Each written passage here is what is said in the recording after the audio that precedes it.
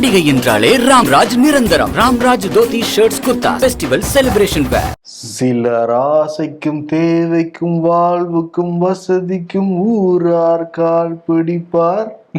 ஒரு மானமில்லை அதில் ஈனமில்லை அவர் எப்போதும் வாழ் பிடிப்பார். எம்ஜிஆர் பிறந்தனால வைபா வந்திருக்கீங்க, அது புரியுது. இந்த பாட்டோட முதல் 2 வரியை கேட்கும் போது ஒருத்தர் ஞாபகம் வராரு. யார் அவர்? சரி வேணா விடுங்க, அப்புறம் சொல்லிக்குவோம். சரி, ஷோ கடைசியில் அவார்டா சொல்லு. Welcome to imperfect show. நானும் நண்பன் சிபி சக்கரவர்த்தி. நான் உங்கள் வருண். ஓகே, ஷோக்குள்ள போயிடலாம். Welcome to imperfect show. Varun, இப்ப நான் பாடின அந்த எம்ஜிஆர் பாட்டை டிஜே வந்து ஒரு அரசியல்வாதிக்கு டெடிகேட் பண்ணியிருக்காரு. நேற்று அலங்காநல்லூர் ஜல்லிக்கட்டுல அமைச்சர் மூர்த்தி, துணை முதலமைச்சர் உதயநிதி ஸ்டாலின், அவருடைய மகன் இன்பநிதியோட நண்பர்கள் சில பேர் வந்துருந்தாங்க. அப்ப வந்து அமைச்சர் மூர்த்தி அப்படி கையை காட்டினோடனே கலெக்டரோட எதிர்த்து நிக்கிறாங்க. உடனே இன்பநிதிக்கு ஏதோ லைட்டா தூசி இருந்தோடனே தூசியெல்லாம் தட்டி விடுவாரு. ஆமா, தூசி இருக்க தம்பிக்கு அப்படின்னு சொல்லிட்டு அமைச்சர் மூர்த்தி இந்த வீடியோ எல்லாம் எடிட் பண்ணி டிஜே வந்து அவருக்கு ஷேர் பண்ணிருக்காரு. வாழ்வுக்கும் வசதிக்கும் ஊரார் கால் பிடிப்பாருங்கிற எம்ஜிஆர் பாட்டை போட்டு டெடிகேட் பண்ணிருக்காரு. டிஜே நிறைய பேர் இருக்காங்களே, எந்த டிஜே? டிஜேன்னு நீ நிறைய டிஜே ஞாபகம் வரலாம். இந்த அரசியல்வாதியில் இருக்கிற டிஜே, அதிமுக எல்லாருமே ஒரு டிஜே தான் கூப்பிட ஆரம்பிச்சிருக்காங்க.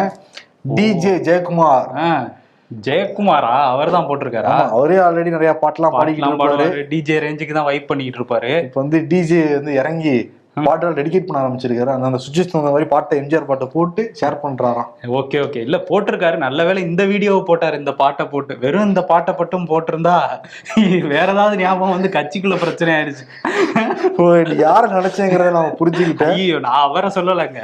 நீங்க யார நினைச்சீங்க? நீங்க யார நினைச்சீங்களா? அவரே தான் ஆளு நினைச்சேன். சரி, கட்சிக்குள்ள பிரச்சனை வரும்னா அவர் என்ன திமுக நினைச்சிருக்க போறாரு, அதிமுக நினைச்சுக்க போறாரு. சரி விடுங்க. சரி, அடுத்த செய்திக்கு போமா? ஆமா, அடுத்த செய்தி என்னன்னா, அந்த கலெக்டர் எழுந்துச்சு நின்னாங்கல்ல, அவரே எந்திரிச்சாங்களா இல்ல அமைச்சர் மூர்த்தி வந்து அவமானப்படுத்திட்டாங்களாங்கிறதா ஒரு பெரிய சர்ச்சையா போய்கிட்டு இருக்கு. அது கலெக்டர் விளக்கம் கொடுத்துருக்காங்க. ஆமா, என்ன சொல்றாங்க கலெக்டர் சங்கீதா அப்படின்னா, அமைச்சர் எந்திரிச்சு நின்னா ஒரு புரோட்டோகால் படி எந்திரிச்சு நிக்கணும், அதனாலதான் நான் வந்து எந்திரிச்சு நின்னனே தவிர அவர் என்னை எழுந்து நிற்கவோ இல்லை ஓரமாக போய் இல்லைங்கன்னு சொல்லவோ இல்லை, எதுவுமே அங்கே நடக்கலை அப்படின்னாங்க. ஆனால் அமைச்சருக்கு முன்னாடி இன்பநிதி எந்திரிச்சாரு, அப்போவே ஏன் டக்குன்னு எந்திரிச்சிங்க அப்படின்லாம் வந்து கேள்வி கேட்குறாங்க. இன்பநிதிக்கு எதுக்கு அமைச்சர் துண்டு போட்டாரு, அவருக்கு ஏன் பொன்னாடையெல்லாம் போர்த்தணும் அப்படிங்கிறதையும் ஜெயக்குமார்லாம் கேட்டுட்டு இருக்காங்க. இன்னொன்னு இன்பநிதியை கவனிக்கவே இல்லை, ஆனால் அவரே போட்டோன்னு ஏதோ போடுறாங்கன்னு சொல்லி இன்பநிதி வந்து கவனிக்கிறாரு. ஆமா, அந்த மாதிரிலாம் நடந்திருக்கு. அந்த தூசி தட்டினதை வச்சு கூட வீடியோலாம் போட்டுக்கிட்டு இருக்காங்க அதிமுக காரங்க. அமைச்சர் மூர்த்தி சில நாட்களுக்கு முன்னாடி பேசின அந்த வீடியோ வைரல் ஆச்சு இல்ல, ஆண்ட பரம்பரை இந்த பக்கம் அன்று இன்றுன்னு போட்டுலாம் போடுறாங்க.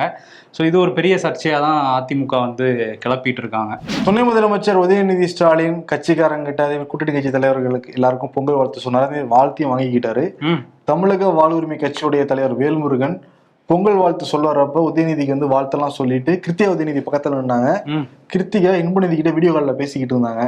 அந்த சமயத்துல உதயநிதிக்கு மரியாதை செஞ்சவர் கிருத்திகாட்ட, என் பேர் வேல்முருகன், உங்க கணவருக்கு தெரியாது, கொஞ்சம் சொல்லுங்கன்னு சொல்ல உதயநிதி ஸ்டாலின் பயங்கரமா சிரிச்சாரு. அது காரணம் என்னன்னா, அண்மையில் உதயநிதி ஸ்டாலின் வேலுமுருடைய தொகுதிக்கு ஆய்வுக்கு வந்திருந்தாரு. அப்ப வேலுமுருகனை கூப்பிடவே இல்லைங்கிற வருத்தம் அவருக்கு இன்னும் இருக்கான். தான் சர்க்காசமா சொல்லிட்டு போறாருன்னு சொல்லிட்டு கட்சிக்காரங்க அந்த வீடியோ மூலம் எடுத்து ஷேர் பண்ணிக்கிட்டு இருக்காங்க. சர்க்காசம் இல்ல, குத்தி காட்டியிருக்காரு. இனிமையாவது வரும்போது சொல்லிட்டு வாங்க அப்படின்ட்டு. இனிமேல் சொல்லுவாங்க. காரணம் அடுத்த வருஷம் எலெக்ஷன் வருதா இல்லையா, 2026 கூட்டணி எல்லாம் தேவைப்படும்ல, இனிமேட் எல்லாம் சொல்லிட்டு தான் வந்து பண்ணுவாங்க. இன்னொரு பக்கம் இந்த பொங்கல் திருவிழா அப்ப எல்லாருமே இந்த பொங்க பானைக்குள்ளார அரிசியெல்லாம் போட்டு பொங்கலாம் வச்சிருப்பாங்கல்ல, அரசியல் தலைவரும் நிறைய பேர் பண்ணாங்க. அதே மாதிரி அண்ணா அறிவாலயத்துல அமைச்சர் பொன்முடி தலைமையில இந்த பொங்கல் விழா ஏற்பாடு செய்யப்பட்டிருந்தது. கூட அவருடைய மகன் கௌதம சிகாமணி, முன்னாள் எம்பியா இருந்தவர், அவர் நின்றுட்டு இருக்க பொங்க பானை வந்து கொதிக்குது போல இருக்கு. அரிசியை கழுவாம கூட டைரக்டா பாக்கெட் இருந்து அப்படியே போடுறாரு. சரி, யார் நம்ம இப்படிதான் சாப்பிட போறது இல்ல, யாரோ தொண்டர்கள் சாப்பிட போறாங்க நினைச்சாருன்னு தெரியல. இல்ல அது பொங்கலா வருமா இல்ல என்னவா வரும்னே தெரியல, கொட்டி விடுவோம் வீடியோ தானே பண்ணிட்டாரு போல. ஆக்சுவலி பேசிக்கான விஷயம் இல்ல, கேட்டா எல்லாரும் விவசாய குடும்பத்துல வந்தவங்க அப்படின்லாம் சொல்லுவாங்க. பட் இப்போ அரிசி வந்து கழுவிட்டு போடணுங்கிறது ஒரு பேசிக்கான ஒரு விஷயம், அது தெரியாம இருந்திருக்காமா. அதே மாதிரி ஏவா வேலு அவருடைய சொந்த ஊர்ல பொங்கல் பண்டிகை கொண்டாடி இருக்காரு. அந்த வீடியோ அவரே ரிலீஸ் பண்ணியிருக்காரு. அதை வச்சு நம்ம ஒரு ரியாக்ஷன் வீடியோ பண்ணிடலாமா? ஆமா, ஆனா இவர் விவசாயி தான் பாருங்க, விவசாயி தானே, கரவேட்டிய கூட விட்டுட்டு பச்சை துண்டை போட்டிருக்காரு. சரி, விவசாயியா இருந்திருக்கா இல்லையாங்கிறத வீடியோல வந்து பாத்துக்கலாம். பாத்தியா, எடுத்தோடனே மடிச்சு கட்டுறாரு.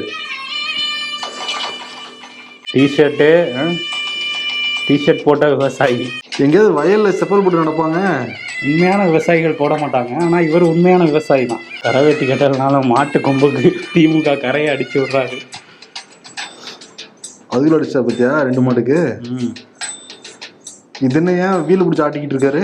இல்ல நம்ம கட்டின பாலை மாதிரி இருக்கா இல்ல ஸ்ட்ராங்கா இருக்கான்னு பாக்குறாரு. போஸ் பாத்தியா? இங்க ஒரு போஸ் அண்ணா அப்படி வாங்க, அங்கிட்டு ஒரு போஸ் அண்ணா இப்படி வாங்க, இப்படி ஒரு போஸ் பாத்தியா? கரெக்டா பிடிச்சிட்டா. ஆனா இப்படி வாங்க, இப்படி ஒரு போஸ் ஜி மாதிரியே இருக்குங்க பாக்குறதுக்கு. அப்படியே நடந்து வாங்க, மண்வெடி எடுத்து நடந்து வாங்க. லெஃப்ட்ல ஒரு நட, ரைட்ல ஒரு மண்வெடி எடுத்தா கொத்தணுமே. பாத்தியா வந்துருச்சு. அதெல்லாம் போஸ் எல்லாம் கரெக்டா பண்ணிடுறோம். சூப்பர். இல்ல என்னங்க கடைசியில அந்த கடை பேரு ஸ்டுடியோ பேரு வருது ஆடு மாதிரி, அத கூட கட் பண்ணாம எல்லாம் விளம்பரம் அப்படின்னு சொல்லிட்டு அண்ணனுக்கு ஒரு விளம்பரம், அந்த கடைக்கு ஒரு ஸ்டுடியோக்கும் ஒரு விளம்பரம், அப்படி விளம்பரம் வந்து படுத்திருக்காரு. பார்ட் 2 வேற இருக்கு. நீங்க வந்து அவரோட ட்விட்டர் பேஜ் பார்ட் 2வா? ஆமா, அதுல வந்து மாட்டு வண்டி ரெடி ஆகி ஃபேமிலியை வச்சு கூட்டிட்டு போறாரு. அதெல்லாம் இருக்கு. அதான் நான் மிஸ் பண்ணிட்டேனே. அதை பாருங்க, எல்லாரும் முடிச்சு பாக்குறேன் நானு. பாருங்க. சரி, எல்லாருக்கும் வந்து இந்த பொங்கலுங்கிறது கோலாகலமா கொண்டாட்டமா வந்து முடிஞ்சிருக்கும் நம்புறோம். நிறைய செய்திகள் இருக்கு, எடுத்து பார்க்கலாம். ஈரோடு கிழக்கு இடைத்தேர்தல் வேட்புமனு தேதி இன்றோடு வந்து முடிவடையுது. ஏற்கனவே திமுகவுடைய வேட்பாளர் VC சந்திரகுமார் வேட்புமனு தாக்கல் பண்ணிட்டாரு. நாம் தமிழர் கட்சியை சேர்ந்த சீதா லட்சுமி அறிவிக்கப்பட்டிருந்தாங்க. 3 நாளைக்கு முன்னாடி காவல்துறையிட்ட அனுமதி கேட்டிருந்தாங்க.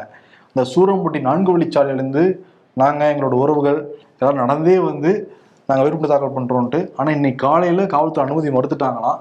அதனால தன்னந்தனியாக நாம் தமிழர் கொடியை வந்து கையில ஏந்திக்கிட்டு வேட்புமனு தாக்கல் பண்ணவங்க பேசணும், ரொம்ப ஆக்ரோஷமா வந்து பேசிடுறாங்க. அராஜகத்தோட உச்சமா திமுக வந்து இருக்கு. இப்ப பாத்தீங்கன்னா 8 பேர் மேல எங்க கட்சிக்காரங்க மேல வழக்கு போட்டுருக்காங்க. ஒண்ணுமே பண்ணல, ஒண்ணுமே பண்ணாம வழக்கு போட்டுருக்காங்க அப்படிங்கிறாங்க. ஒண்ணுமே பண்ணாதவங்க என் கட்சியில வச்சிருக்கீங்க. சரி, ஓகே. அதே மாதிரி ஏற்கனவே நடந்த அந்த சட்டமன்ற இடைத்தேர்தல் அப்ப மக்களை அந்த பட்டியலெல்லாம் அடைச்சாங்க. அதே மாதிரி இப்பயும் பண்ண வாய்ப்பு இல்லாம இருக்கு. நாம் தமிழருக்கு பயந்து. அதனால மண்ணுக்கு எதிராக மக்களுக்கு எதிராக நடக்கிற இந்த ஆட்சியை நாங்க அகற்றுவோம். அதே மாதிரி சட்டத்தை நாங்க மதிச்சு நடப்போம். அண்ணன் எங்களுக்கு சட்டத்தை மதிச்சு நடக்கணுங்கிற கத்தெல்லாம் கொடுத்துருக்காரு. அப்படியா அப்படின்லாம் வந்து குறை கொடுத்துருக்காங்க. இப்ப வந்து களத்துல 2 இருமுனை போட்டி தான் நிலவுது. ஒண்ணு திமுக வர்சஸ் அதிமுக அப்படின்லாம் நம்ம பார்ப்போம். இப்ப வந்து திமுக வர்சஸ் நாம் தமிழர் கட்சி.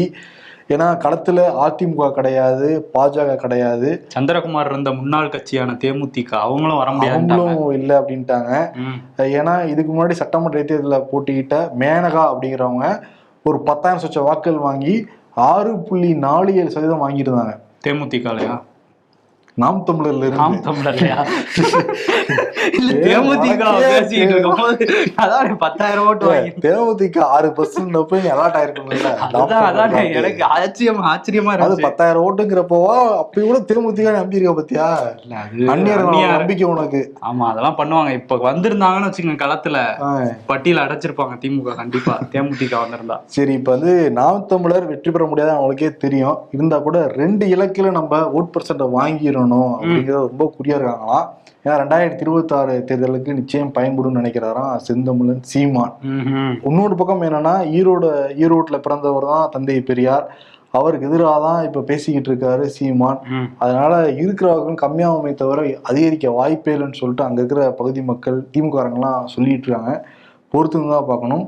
இன்னொரு பக்கம் விஜய் வந்து இந்த ஈரோடு கிழக்குலையும் போட்டியிட போறது இல்லைங்கிறத அறிக்கையை கொடுத்துருக்காரு. ஆமா, 2026 தான் இலக்கு. இந்த இடைத்தேர்தலையோ இல்ல இதுக்கு இடையில வர உள்ளாட்சி தேர்தலையோ நாங்க பங்கேற்க மாட்டோங்கிறத முன்னாடியே எடுத்த முடிவை இப்ப திரும்பியும் சொல்றோங்கிற மாதிரி ஒரு அறிக்கை வந்திருக்கு. அதான் இங்கதான் விஜய் கோட்டை விட்டுட்டாருன்னு வந்து சொல்றாங்க. காரணம் என்னன்னா, விஜய் யாரோட கம்பேர் பண்றாங்கன்னா எம்ஜிஆரோட கம்பேர் பண்றாங்க. எம்ஜிஆர் கட்சி ஆரம்பிச்ச உடனேயே கட்சிக்காரங்களாம் அப்படிதான் கம்பேர் பண்ணிக்கிட்டு இருக்காங்க. வாழும் எம்ஜிஆரே. இன்னைக்கு எம்ஜிஆருக்கு பிறந்த தினம், அதுக்கு அடுத்து வருவோம். இன்னைக்கு விஜயோட அறிக்கையெல்லாம் கொடுத்துருக்காரு. ஆனா என்னன்னா, எம்ஜிஆர் அதிமுக கட்சி ஆரம்பிச்ச உடனேயே திண்டுக்கல் இடைத்தேர்தல் வருது. அதெல்லாம் சுயேட்சை சின்னம் ரெட்டரையில் வந்து போட்டிடுறாங்க. அப்போ வந்து திமுக கலைஞர் தலைமையில இருந்தது, காங்கிரஸ் காமராஜர் தலைமையில இருந்தது. 2 பேரையும் எதிர்த்து போட்டிட்டு திண்டுக்கல் இடைத்தேர்தலில் அமோகமா வெற்றி பெறாரு எம்ஜிஆர். அதன் பிறகுதான் அடுத்து இந்த ஆட்சியை வந்து பிடிக்கிறாரு. இப்ப களத்துல பாக்குறப்ப எதிர்கட்சி அதிமுகவும் கிடையாது, தேசிய கட்சியான பாஜகவும் கிடையாது, திமுக மட்டும்தான் இருக்காங்க. ஜெயிக்கிறவங்களோ இல்லையோ விஜய் கட்சி, ஆனா கணிசமான வாக்குகள் வாங்கி இருந்தாலே 2026க்கு ஒரு பெரிய பக்கபலமா இருந்திருக்கும். ஆனா அது ஒரு பெரிய கோட்டை விட்டுட்டாங்க விஜயோட கட்சி அப்படின்ட்டு இருக்காங்க. அப்படின்றாங்க. இதுக்கிடையில வந்து பரந்தூருக்கு போறதுக்கு அனுமதி கேட்டிருந்தாங்கல்ல, இப்போ வந்து 20ஆம் தேதி அனுமதி கொடுத்துருக்கதா சொல்றாங்க காவல்துறை. காவல்துறைக்கு வந்து மேலிடத்துல இருந்து என்ன சொல்லியிருக்காங்கன்னா, அவர் வந்து அங்கிருந்து வர்றதுக்கு போறதுக்கெல்லாம் பாதுகாப்பு கொடுங்க, அங்க பரந்தூர் மக்கள் அவருக்கு கருப்பு கொடி காட்டினாவோ இல்ல எதிர்த்து கேள்வி கேட்டாலோ அதெல்லாம் நீங்க தடுக்க வேணாம் அப்படின்னு சொல்லியிருக்காங்க. பரந்தூர் மக்கள் விஜய் கருப்பு கொடி காட்ட போறாங்க அவருக்கு ஆதரவா வரவங்களுக்கு, அவர் புரிஞ்சிருச்சு. அதுதான் வந்து முன்னேற்பாடெல்லாம் நம்ம முன்னாடியே பாத்துக்கணும், ஏதாவது நடந்துடக்கூடாதுன்ட்டு இன்னைக்கு புஷி ஆனந்த் நேரில் போயிருக்காரு.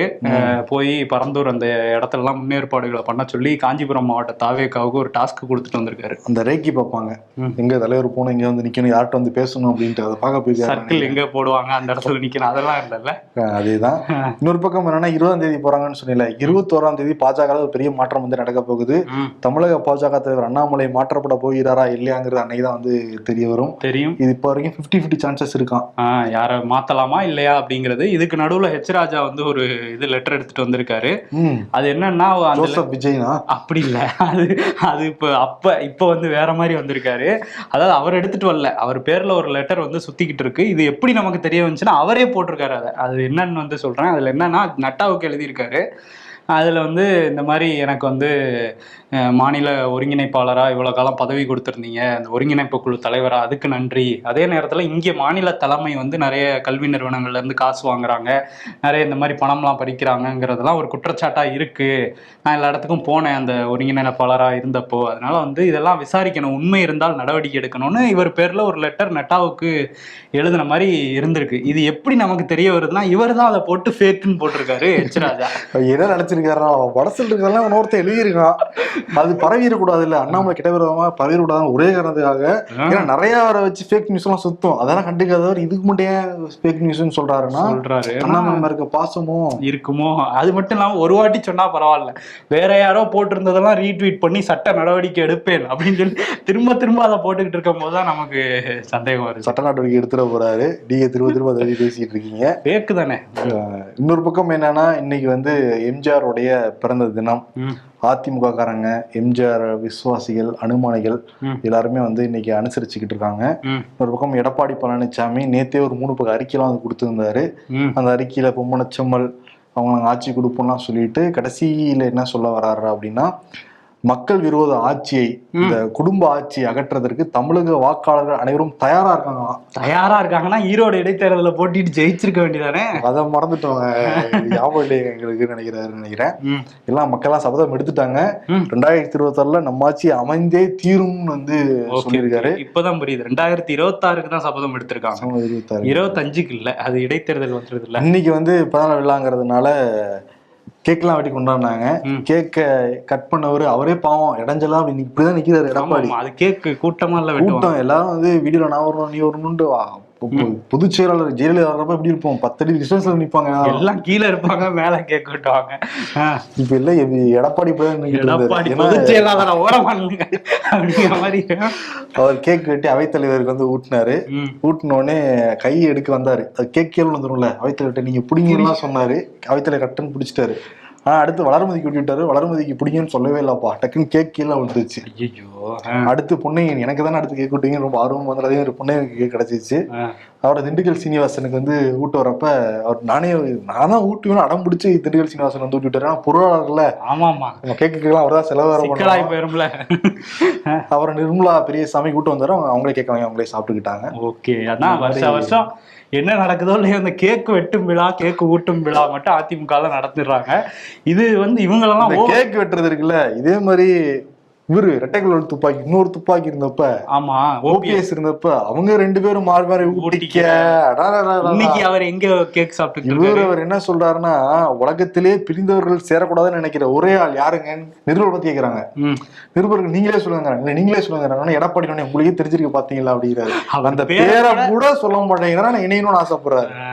ஒரு மரியாதை தான். பொதுச் செயலாளர் பேர முன்னாடி எல்லாம் சொல்லியிருக்கமா, இல்ல இப்பயே அப்படி இருக்கணும்னு நினைக்கிறாரு போல ஓபிஎஸ். அவர் எந்த போஸ்டிங் கொடுத்தாலும் வந்துருவாருங்கிற ரேஞ்சுக்கு இருக்காரு. ஆனா இவர் சேர்த்துக்க மாட்டேங்கிறாரு. டிடிவி என்ன சொல்றாருன்னா, அதாவது ஒரு எம்பளம், கட்சிக்கெல்லாம் எம்பளம் இருக்கும், அரசுக்கு எம்பளம்லாம் இருக்கும், அது மாதிரி துரோகத்துக்கு ஒரு எம்பளம்னா அது எடப்பாடி தான். துரோகம் பண்றதுக்காக எந்த எல்லைக்கும் போகக்கூடிய ஒரு எத்திக்ஸே இல்லாத ஒரு அராஜகமான ஒரு அரக்கத்தனமான ஒரு ஆள் தான் எடப்பாடி அப்படின்லாம் வந்து பேசியிருக்காரு. இவங்கெல்லாம் வந்து எம்ஜிஆரை கொண்டாடுறாங்க, எல்லாம் பண்றாங்க. இவங்களெல்லாம் ஓவர்டேக் பண்ணிட்டு ஒருத்தர் வந்திருக்காரு இன்னைக்கு. அண்ணாமலையா? இல்ல, அவரையும் தாண்டி அங்க டெல்லி வரையும் எம்ஜிஆருக்கு ஒரு வீடியோ கிரியேட் பண்ணி தி கிரேட் எம்ஜிஆர் அப்படின்னு போட்டு எங்களுக்கு உத்வேகம் கொடுத்திருக்காரு, ஏழைகளுக்கு அதிகாரம் கொடுத்த ஒரு தலைவர் இவரு அப்படின்லாம் பிரதமர் நரேந்திர மோடி அவரோட பக்கத்துல வந்து போட்டிருக்காரு. இந்த வீடியோல என்ன ஹைலைட்னா, இவரே வாய்ஸ் ஓவர் கொடுத்திருக்காரு, மோடியே, ஹிந்தியில பிளஸ் இங்கிலீஷ்ல. இப்ப தெரியுதா ஏன் 3 மணி நேரம் தான் தூங்குறாருன்னு. Voice over, dubbing, photo shoot, video shoot, interview இதெல்லாம் போய்கிட்டு இருக்கிறதுனாலதான் அவருக்கு தூக்கம் இல்லாம. இவ்வளவு வேலை பண்றாரு, இன்டர்வியூ எல்லாம் கொடுக்குறாரு, ப்ரெஸ் மீட்டே அப்படியே கொடுத்துடலாம் நம்ம ஜி. அது கஷ்டம். அந்த மாதிரி கேள்வி ஏதாவது கேட்டாங்க. அதே மாதிரி பாத்தியா, இப்போ மட்டும் எம்ஜிஆர் பிறந்த நாள் இப்போ 10 வருஷமா அவர் வந்து சிஎம் இருக்காரு. ஏன் அப்படின்னா 2026 எலெக்ஷன் வரப்போகுது. அதிமுக கொஞ்சம் வந்து தேய்பிரியில போயிட்டு இருக்கிறதுனால அதிமுக இடத்த நம்ம வந்து பிடிச்சிடலாம், அது எம்ஜிஆர் அபிமானிகளை விசுவாசிகளை நம்ம வந்து பிடிச்சிடலாம் ஒரு கால்குலேஷன்ல தான் இன்னைக்கு வந்து கோலாகலமாக பாஜகலையும் எம்ஜிஆர் பிறந்த நாளை கொண்டாடி இருக்காங்கன்னு வந்து சொல்றாங்க. அதான் டெல்லி வரையும் ஸ்பெஷல் ஒர்க்ல பண்ணிருக்காரு. சொன்னீங்கல்ல, அந்த வேலை நேரம் போகாதான் அதை பண்ணிருப்பாரு நான் நினைக்கிறேன். ஓ, அந்த 3 மணி நேரத்துல தூங்குற நேரத்துல தூங்கத்துல அதை பண்ணிருக்காரு நான் நினைக்கிறேன். அப்படி நினைக்கிறீங்களா? நீங்க நம்புங்க. அதே மாதிரி தாவேக்காவும் நாங்களும் எம்ஜிஆர், நீங்க சொன்ன மாதிரி அவங்களும் எம்ஜிஆரோட கம்பேர் பண்றாங்கல்ல. கூத்தாடிங்கிற கூற்ற தகர்த்தெறிந்தவர் எம்ஜிஆருங்கிற மாதிரிலாம் போட்டு இன்னைக்கு பதிவெல்லாம் போட்டிருக்காரு விஜய். நின்றுக்கலாம், மிஸ் பண்ணிட்டாப்ல. முதலமைச்சர் மு.க. ஸ்டாலின் ஒவ்வொரு மாவட்டமா போய் ஆய்வு பண்ணிக்கிட்டு இருக்காரு. அரசாங்க நலத்திட்டங்கள் முறையா செயல்படுத்துறாங்களா இல்லையா, செயல்படுத்துறாங்க கடுமையான நடவடிக்கை எடுக்க போறதெல்லாம் சொல்லிட்டு தான் ஆய்வு பண்ண போனாங்க. சில மாவட்டங்கள்ல பண்ணிருக்காங்க. சிவகங்கைக்கு வந்து போக போறாரு 21, 22ஆம் தேதி. அங்க போனவரு அழகப்பா பல்கலைக்கழக நிகழ்ச்சியில கலந்துக்க போறாரு. காரைக்குடிக்கு போறாரு. அப்ப அதே மாதிரி அரசு கலைக்கல்லூரி நிகழ்ச்சியில கலந்துக்க போறாரு. நிகழ்ச்சிக்கெல்லாம் கலந்துட்டு ஆய்வு பண்ணிட்டு ரிட்டர்ன் வராரு. இதுக்கிடையில வந்து ஆளுநர், இந்த பல்கலைக்கழகங்கள்லாம் சொன்னீங்கல்ல, அதுல ஒரு 6 பல்கலைக்கழகம், அண்ணா பல்கலைக்கழகத்திலே வந்து துணைவேந்தர் இல்லை. துணைவேந்தர் நியமனத்துல அரசுக்கும் ஆளுநருக்கும் ஒரு மோதல் இருக்கு. அரசு ஒரு குழு அமைச்சாங்க, துணைவேந்தரை நியமிக்கிறதுக்கான குழு. ஆளுநர் என்ன சொன்னாரு, யூஜிசியோட தலைவர் அதுல போடுங்க, அப்போதான் சரியா இருக்கும் அப்படின்னு சொல்லிட்டு அவர் சொல்ல, இது ஒரு முட்டல் மோதலா போயிட்டு இருந்துச்சு. இதுக்கு எதிர்த்து வழக்கெல்லாம் வந்து போட்டிருந்தாங்க தமிழ்நாடு அரசு சார்பில் உச்சநீதிமன்றத்தில். இப்போ அந்த மனுவை நாங்கள் விசாரணைக்கு ஏற்றுக்கிறோம் அப்படின்னு சொல்லியிருக்கு உச்சநீதிமன்றம். ஸோ வரும் வாரத்தில் வந்து விசாரணை நடக்கும். ஆளுநருக்கு எதிராக ஒரு திரும்பியும் ஏதாவது கருத்து சொல்லுவாங்களான்னு வெயிட் பண்ணி தான் பார்க்கணும் உச்சநீதிமன்றம். நீ ரொம்ப ஆர்வமா இருக்கா போல இருக்கு. இல்லை, ஏற்கனவே பல முறை கொட்டு வாங்கிட்டாரே, இந்த தடவை என்ன பண்ணுவாங்களோ தெரியல. நேற்று கேபினட் மினிஸ்டர்ஸ்லாம் கூடி நிறைய முடிவுகள் எடுத்துருக்காங்க. அதில் முக்கியமாக பார்க்குறப்ப அந்த 7வது ஊதிய குழு அவங்களோட பதவி காலம்ங்கிறது 2026 முடிவடையுது. 7வது ஊதிய குழு எப்போ அமைச்சாங்கன்னா 2016ஆம் ஆண்டு அமைச்சாங்க. ஒவ்வொரு 10 வருஷத்துக்கு ஒரு டைம் அமைப்பாங்க. இப்போ 8வது ஊதிய குழு அமைக்கிறதுக்கு மோடி பர்மிஷன் கொடுத்துருக்காங்க. கேபினட் மினிஸ்டர்ஸும் பர்மிஷன்லாம் கொடுத்துருக்காங்க. சீக்கிரம் அதுக்கு ஒரு தலைவர், 2 கமிட்டி மெம்பர்ஸ்லாம் வந்து போட்டு செயல்படுத்துவாங்க. மத்திய அரசாங்க ஊழியர்களுக்கு கொஞ்சம் ஊதிய உயர்வு கிடைக்கலாம். அதே மாதிரி ஓல்டு பென்ஷன் ஸ்கீம் அது வருமா? அதுதான் வேற ஃபார்ம்ல கொண்டு வந்திருக்காங்க. அந்த யூனிஃபைடு யூபிஎஸ், யூனிஃபைடு தமிழ்நாட்டுக்கு தான் வர மாட்டேங்குது. இவங்க வாக்குறுதி எல்லாம் கொடுத்தாங்க. இப்போ கூட சிபிஎம் கட்சி, சிபிஐ கட்சி எல்லாம் அதை போராடிக்கிட்டு இருக்காங்க. நீங்க தானே வாக்குறுதி தானே கொடுத்தீங்க. அது இல்லாம எதிர்கட்சியா இருந்தப்ப முதலமைச்சர் மு.க. ஸ்டாலின் அவங்க எல்லாம் கூப்பிட்டு பேசினாரு, எங்களுக்கு நீங்க வாக்களிங்க, நாங்க வந்தோடனே இதை பண்ணிடுவோம் அப்படின்னாங்க. ஏன்னா பக்கத்துல இருக்க கர்நாடக அரசு வந்தோடனே இதை வந்து பண்ணிட்டாங்க. ஆனா இது வரைக்கும் பண்ணவே இல்லை. இன்னொரு பக்கம் என்னன்னா ஸ்ரீஹரிகோட்டா இந்த 3வது ஏவுதளம் அமைக்கிறதுக்கு ஒப்புதல் வந்து கொடுத்துட்டாங்க கேபினட் மினிஸ்டர்ஸ். அதுக்கு சுமார் ஒரு 3500 கோடிக்கு மேல செலவாகும்னு சொல்லப்படுது.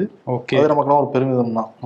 இன்னொரு பக்கம் வந்து இந்த அமைச்சர்களை பத்தி சொன்னீங்களா, மத்திய அமைச்சர், அதுல வந்து நிதின் கட்கரி அவர் வந்து என்ன சொல்றாருன்னா, அந்த ரோடெல்லாம் ஒழுங்கா போடாம இருக்காங்கல்ல, ரோடு போட்டோன்னு சில நாட்கள்லயே டேமேஜ் ஆயிடுது. இந்த மாதிரி ஒழுங்கா ரோடு போடாதனால நிறைய உயிரிழப்புகள் ஏற்படுது. இந்த மாதிரி ரோடு போடுறாங்கல்ல மோசமா, அவங்களுக்குலாம் வந்து ஜாமீன்ல வெளிவர முடியாதபடி அவங்களெல்லாம் கைது பண்ணி உள்ள தள்ளணும் அப்படின்னு வந்து சொல்லியிருக்காரு. சம்பந்திக்கு பிரச்சனையா? சம்பந்திக்கு பிரச்சனை. ஆனா இதெல்லாம் யாரு கண்ட்ரோல் பண்றா? மத்திய நெடுஞ்சாலைத்துறை அமைச்சர் யாரு? நிதின் கட்கரி தான். அவர் தான் கண்காணிக்கணும். அப்ப அவருக்கு என்ன தண்டனை? அவர் தண்டனை கொடுப்பாரு, தண்டனைலாம் வாங்கிக்க மாட்டாரு.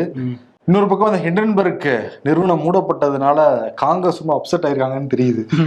ஆமா, அதுவும் வந்து அதானி ரொம்ப ஹாப்பியா இருக்காரு. அதானியோட பாஜக காரங்க ரொம்ப ஹாப்பியா இருக்காங்க. நாங்க அப்பவே சொன்னோம் இது ஒரு போலி நிறுவனம், மூடிட்டாங்க பாத்தீங்களான்னு சொல்றாங்க. ஆனா அவங்க என்ன சொல்லியிருக்காங்கன்னா, நாங்க எக்ஸ்போஸ் பண்ண வேண்டியதெல்லாம் பண்ணிட்டோம், அதனால மூடுறோம் அப்படின்னு இருக்காங்க. இவங்க வந்து இன்னும் ப்ராசஸ் இருக்கிறதுலயும் பண்ணிட்டு தான் போவேன்னு வர சொல்லியிருக்காங்க. ஆமா, இது தலைவருக்காரன்னு தெரியல. இதுல வந்து அவங்க ரொம்ப ஹாப்பியாகி பாருங்க, அதானிய தப்பா மோடி தப்பா சொல்லியிருந்தா இவங்க கொந்தளிக்கிறதுல ஒரு இது இருக்கு. அதானிய சொன்னதுக்கு பாஜக காரங்க ரொம்ப கொந்தளிச்சுக்கிட்டு இருந்தாங்க. என்ன இருந்தாலும் முதலாளி இல்லையாப்பா? யார சொல்றீங்க? அதானியே சொல்றோம்ப்பா. யாருக்கு முதலாளி? பிஜேபி அதெல்லாம் முதலீடு பண்ணிருப்பாங்க, அதோடைய முதலாளியா இருப்பாருன்னு சொல்ல போறேன். அப்படி சொல்றீங்களா? சரி, ஓகே. இதுல வந்து காங்கிரஸ் இப்ப என்ன சொல்றாங்கன்னா, நீங்க இப்ப ஹிண்டன்பர்க் மூடுறேன்னு சொன்னதுனாலேயே மோடியும் அதானியும் நல்லவர்கள் ஆயிட மாட்டாங்க, அவங்க பண்ண முறைகேடுலாம் அப்படியே தான் இருக்கும், அவங்க தப்பு பண்ணியிருக்காங்க, நாங்க அடிச்சு சொல்றோம் அப்படின்றாங்க. ஜெய்ராம் ரமேஷ் வந்து அடிச்சு சொல்றாரு, கண்டிப்பா மோடியும் அதானிக்கும் லிங்க் இருக்கு அப்படின்றாரு. நடிகர் சாயிஃப் அலிக்கான வீடு புகுந்து 6 முறை வந்து கத்தியால குத்துன சம்பவம் வந்து ஒரு மும்பை முழுக்க பரபரப்பா இருந்தது. அவருக்கு இப்போ வந்து ஆப்ரேஷன்லாம் முடிச்சு நல்லா இருக்காரு அப்படின்னு சொல்றாங்க. மும்பை போலீஸ் வந்து சிசிடிவி காட்சிகளை வச்சு ஒரு ஆளை வந்து கைது பண்ணியிருக்காங்க. திருட வந்ததுனாலையும் அங்கே 1 கோடி ரூபாய் பணம் கேட்டதுனாலையும் தான் பிரச்சனை வந்ததா முதற்கட்ட விசாரணையில் வெளியே வந்திருக்கு. வேற எதுவும் முன்பகையெல்லாம் இருந்திருக்கா, என்ன பிரச்சனைங்கிறதெல்லாம் விசாரணை போக போக தான் தெரிய வரும். அமெரிக்க அதிபராக ஜோ பைடன் இறுதி உரையை வந்து நிகழ்த்தியிருக்காரு. என்ன சொல்றாரு அப்படின்னா, அமெரிக்கா பெருமுதலாளிகளோட கைகளுக்கு போக ஆரம்பிச்சிருச்சு அப்படின்னு சொல்லியிருக்காரு. எலான் மஸ்கையும் இவரையும் தான் குறிப்பிடுறாரு. ஏற்கனவே பெருமுதலாளி தான் ட்ரம்ப்பு, இப்போ எலான் மஸ்கை வேற வளர்த்து விடுறதுனால சொல்றாரு போல, இனிமே ஜனநாயகத்துக்கு ஒரு பேர் ஆபத்து, நான் போயிட்டேன்னா அவங்கெல்லாம் யாரை காப்பாத்துறது போறான்னு தெரியல அப்படிங்கிற மாதிரி ரொம்ப ஃபீல் பண்ணிட்டு போயிருக்காரு ஜோ பைடன். அதே மாதிரி காசா அந்த போர் நிக்கணும்னு எல்லாரும் வேண்டிக்கிட்டு இருந்தோம், அது இறுதி கட்டத்தை எட்டிருச்சுன்னு தான் நம்ம நினைக்கிறோம். இருந்தா கூட அதை பேசிக்கிட்டு இருக்கப்பவே 72 பேர் இறந்து போயிருக்காங்க. திருப்பி வந்து இஸ்ரேல் வந்து காசா அட்டாக் பண்ணியிருக்கு. ஆமா, யோசிச்சு பாருங்களேன், ஒரு போர் நிறுத்த ஒப்பந்தம் ஓகே நாங்க ஏத்துக்கிறோம்னு நெதன்யாகு சொல்றாரு, இருந்தா கூட அட்டாக் பண்ணி அங்க கொலை பண்ணுவாங்க அப்படின்னா என்ன மனநிலைன்னு தெரியல. இப்ப அதுலயுமே ஒரு பிரச்சனை வந்திருக்கு. அமைச்சரவை கூடி இந்த போர் நிறுத்த ஒப்பந்தத்தை ஏத்துக்கிட்டோன்னு வாக்கெடுப்பு மூலம் ஒப்புதல் கொடுப்போம் அப்படின்னு சொல்லியிருந்தாங்க இன்னைக்கு. ஆனா அந்த வாக்கெடுப்பு இப்ப தள்ளி போகுது. ஏன்னா வந்து நெதன்யாகுவோட கூட்டணி கட்சியில் உள்ள சிலர் வந்து நீங்கள் இதை ஏற்றுக்கிட்டீங்கன்னா நாங்கள் பேக் அடிச்சிருவோம், உங்கள் ஆட்சியை கவிழ்ந்துரும் மிரட்டுறதா தகவல் வந்துட்டு இருக்கு. ஸோ நெதன்யாகு இது எப்படி அமைச்சரவையில் ஒப்புதல் வாங்கி இந்த போர் நிறுத்தத்தை கொண்டு வருவார் அப்படிங்கிறது தெரியல. இதுக்கு இடையில வந்து அமெரிக்கானா உறுதியாக சொல்கிறாங்க, ஞாயிற்றுக்கிழமையிலேருந்து போர் நிறுத்த ஒப்பந்தம் வந்து அமலுக்கு வந்துடும் அப்படின்னு சொல்கிறாங்க. வந்துட்டா ரொம்ப நல்ல விஷயமா இருக்கும். அதே மாதிரி இலங்கை அதிபர் அனுரகுமார திஸ்ஸநாயக்கா முதல் வெளிநாடு சுற்றுப்பயணமா இந்தியா வந்தாரு, டெல்லிக்கு வந்திருந்தாரு. இந்திய ஜனாதிபதி திரௌபதி முர்மு, பிரதமர் மோடி எல்லாரும் வரவேற்றாங்க. அவருக்கு வந்து ராஜ மரியாதைலாம் கொடுத்து விருந்தெல்லாம் வச்சுட்டு போனாங்க. இப்ப அடுத்து வந்து சீனா வந்து போயிருக்காரு. இந்தியாவோட ஒரு படி நாங்க மேல அவருக்கு நாங்க உபசரிப்பு செய்வோம்னு சொல்லிட்டு சீன அதிபர் ஜி ஜின்பிங்கே வரவேற்கிறாரு. அவங்க வந்து ராணுவ மரியாதை அவருக்கு அதெல்லாம் தாண்டி எல்லா அமைச்சர்களையும் வந்து எக்ஸ்ட்ரா அறிமுகப்படுத்துறாரு. திருமண மக்கள்லாம் ரெட் கார்பெட்டு போட்டு சீனாவும் இந்தியாவும் இலங்கையை கவர் பண்றாங்க. ஏகேடி தான் ரொம்ப ஹாப்பியா இருக்காரு.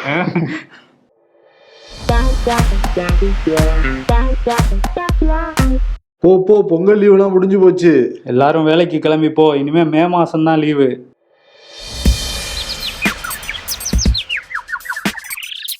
ஒருவரை பற்றி ஒருவர் பேசுவதற்கு பதிலாக ஒருவரோடு ஒருவர் பேசிக்கொண்டால் உலகில் பல பிரச்சனைகள் தீர்ந்துவிடும்.